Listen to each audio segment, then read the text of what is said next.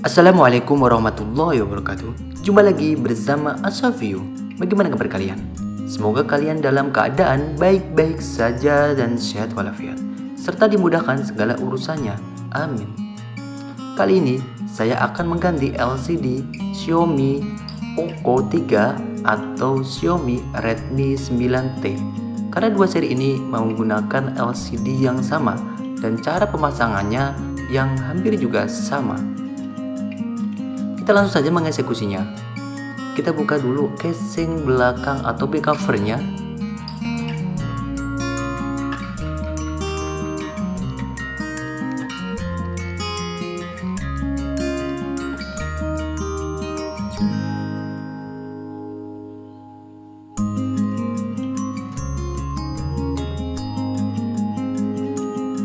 Hati-hati ketika kita buka casing belakang atau back covernya,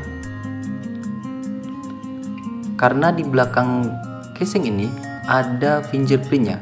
Jangan sampai langsung ditarik dan fingerprintnya jadi putus.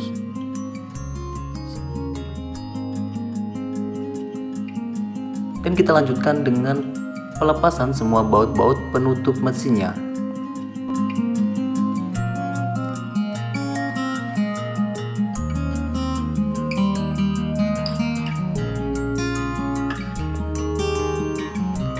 Setelah itu kita lanjutkan juga dengan pelepasan baut-baut penutup mesin bawahnya.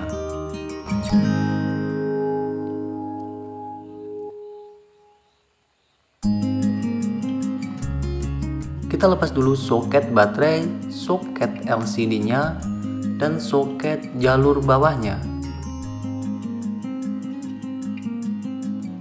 Soket atas dan soket bawah ini adalah soket yang terhubung di LCD-nya. Dan kita lanjutkan dengan pemanasan LCD-nya. Kita panasi LCD di sini saya menggunakan separator LCD, bisa juga dengan menggunakan head layer atau blower uap atau menggunakan pemanas lainnya. Setelah dirasa cukup panas, kita lanjutkan dengan pelepasan baterainya.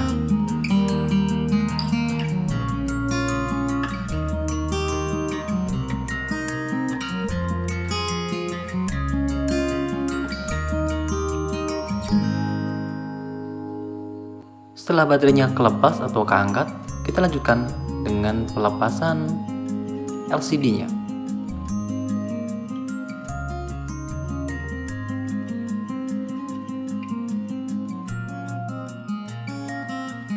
Untuk melepas LCD ini, saya pertama-tama menggunakan silet untuk mencari celahnya.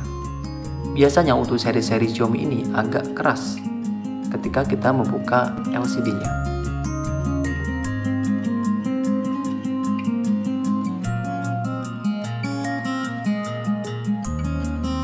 Harus bersabar untuk mencari celahnya karena memang LCD untuk seri-seri tipe Xiaomi ini agak keras. Setelah ketemu celahnya, kita lanjutkan dengan penyisitan LCD-nya menggunakan mica. Di sini saya menggunakan mica. Mica ini saya ambil dari bekas tempered glass. Kemudian disisit sedikit demi sedikit sampai LCD-nya itu terlepas.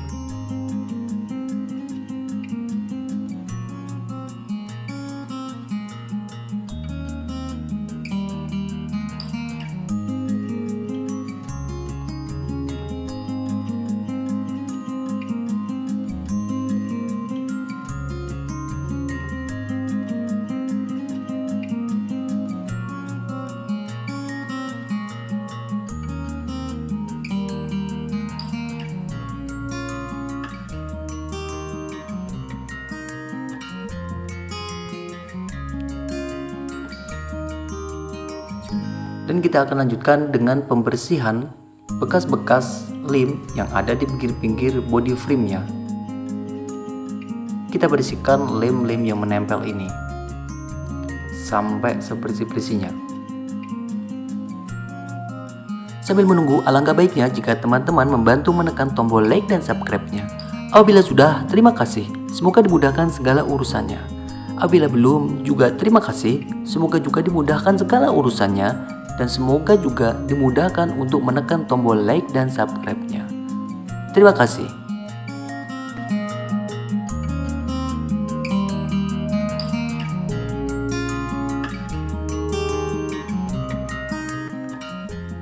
Kemudian kita lanjutkan dengan percobaan LCD yang baru.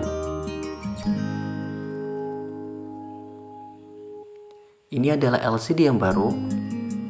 Kita pasang dulu soket bawahnya ke papan bawah dan soket untuk LCD-nya.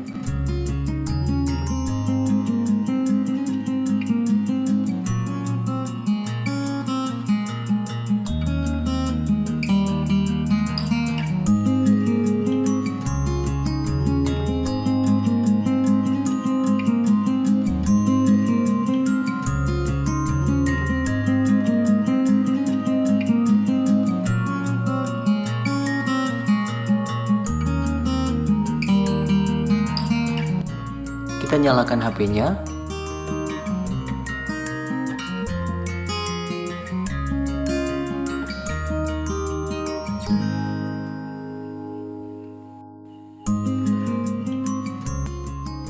Kita coba fungsi LCD dan touchscreen-nya. Kita yakinkan fungsi LCD dan touchscreen-nya berjalan dengan normal dengan melakukan percobaan-percobaan seperti melakukan pengetikan, menggeser-geser HP-nya, dan juga mencoba kontrasnya dan lain sebagainya. Yang pasti kita akan meyakinkan fungsi LCD dan touchscreen-nya berjalan dengan normal. Kemudian kita lanjutkan dengan melakukan perekaman untuk mencoba fungsi mikrofonnya. Di sini kita menggunakan perekam HP-nya untuk melakukan perekaman seperti ini. Kita rekam suara kita, kemudian kita simpan.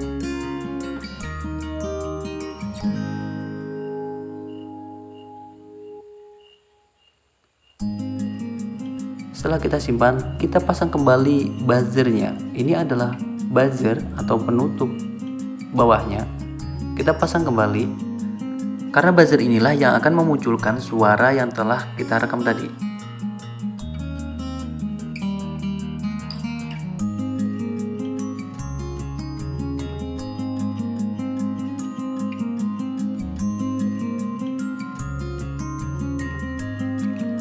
Dan juga diperhatikan volumenya seperti ini agar terdengar dengan jelas. Setelah terdengar dengan jelas suara perekaman kita tadi, berarti fungsi mikrofon dan fungsi buzzernya untuk jalur bagian bawahnya berjalan dengan normal.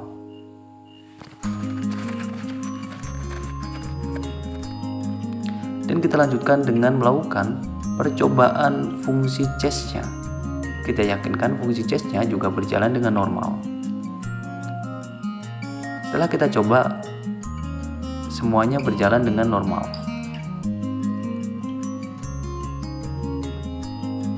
Kita matikan HP terlebih dahulu.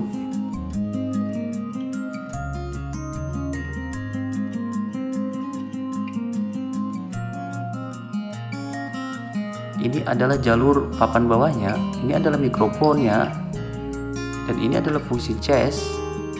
Kemudian buzzer ada di sini. Ini adalah jalur buzzernya atau speaker besarnya, dan ini adalah vibra atau getarnya.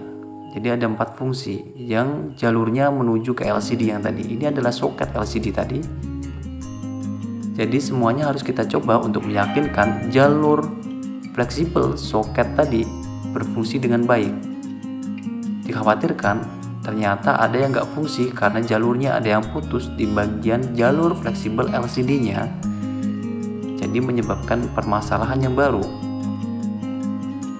Dan kita lanjutkan dengan pemasangan LCD-nya.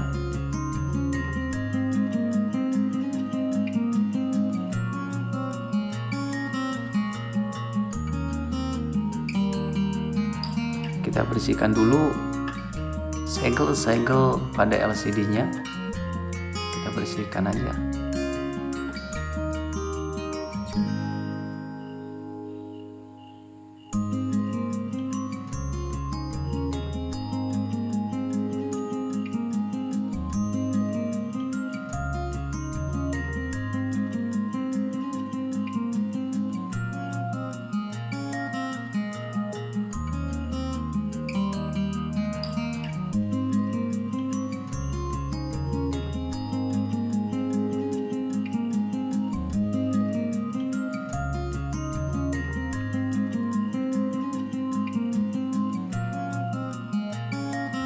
Dan apabila penutup speaker itu menempel di LCD yang lama, harus kita kembalikan.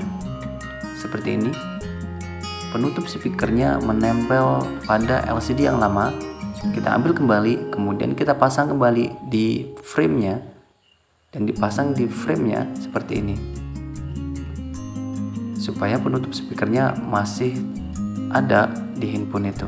Dan kita lanjutkan dengan melakukan pengeleman bagian body frame-nya untuk menempelkan LCD yang baru. Kita lem secara menyeluruh, merata, dan secukupnya.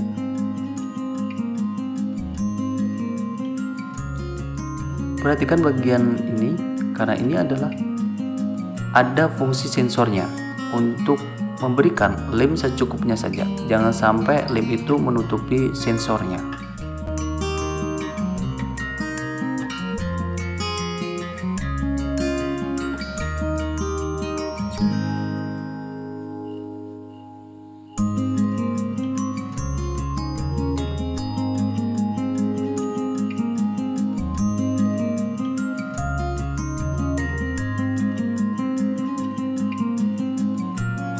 Kita kasih sedikit lem juga bagian tengahnya, titik-titik aja seperti ini, agar memperkuat lem itu menempel dengan sempurna.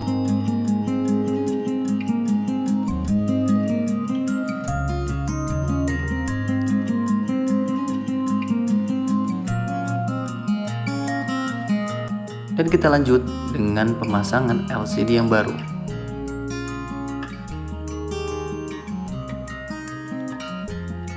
Kita pasang LCD yang baru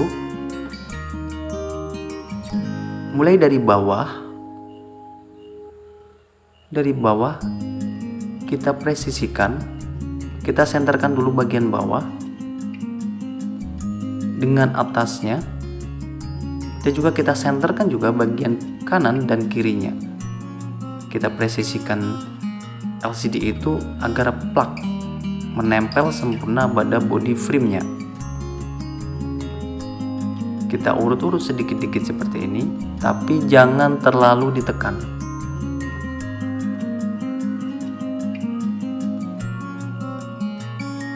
Setelah itu kita lanjutkan dengan pemberian isolasi.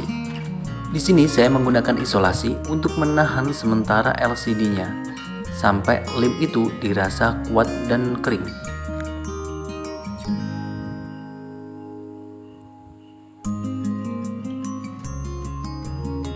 Ketika pemberian isolasi harus diperhatikan titik senternya antara kanan dan kiri, atas dan bawah.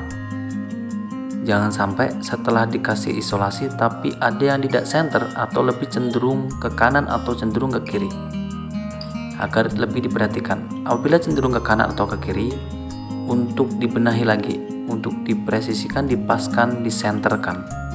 Baru dikasih isolasi kembali.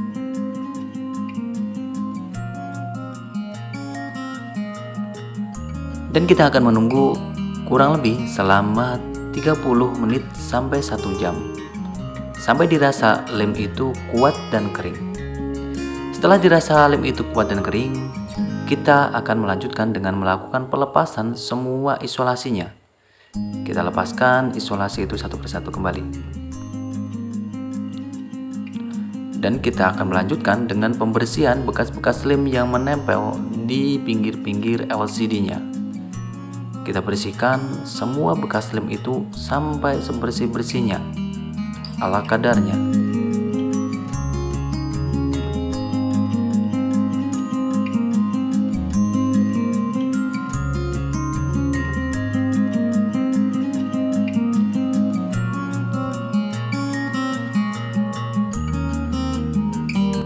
Kemudian kita lanjutkan dengan pemasangan soket LCD-nya.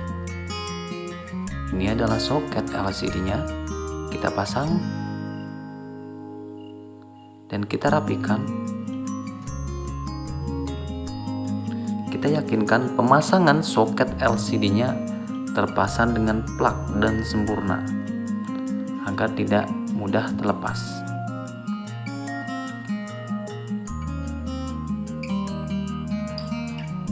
Dan kita kembalikan lagi baterainya. Dan juga kita pasang soket bawahnya, soket papan bawahnya. Dan kita pasang kembali soket baterainya. Kemudian kita pasang kembali penutup bawahnya.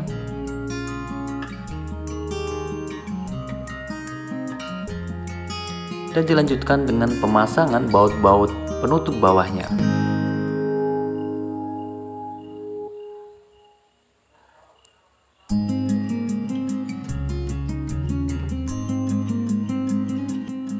Dan kita akan memasang soket fingerprintnya. Karena memang desainnya handphone ini seperti ini, kita harus memasangnya juga mengikuti desainannya. Kita pasang dulu soket fingerprint, kemudian kita baru pasang penutup mesinnya.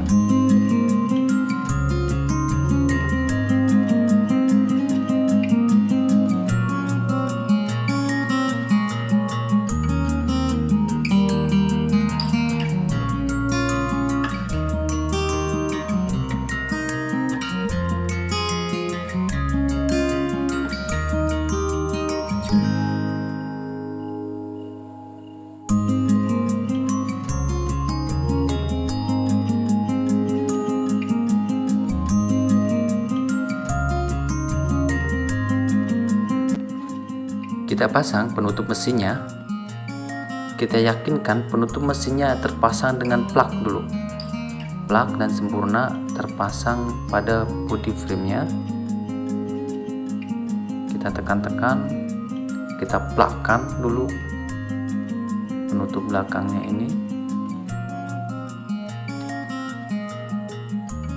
Baru kita melanjutkan dengan pemasangan baut-baut penutup mesinnya.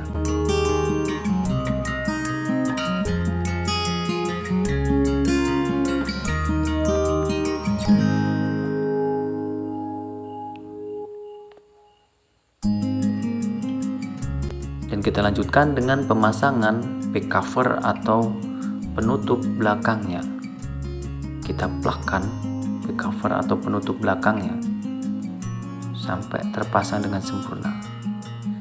Kemudian kita lanjutkan dengan pembersihan bagian LCD-nya, bekas-bekas lem dan juga kotoran yang menempel di LCD-nya agar terlihat lebih bersih. Kita kembalikan juga ini SIM tray-nya akan terpasang kembali.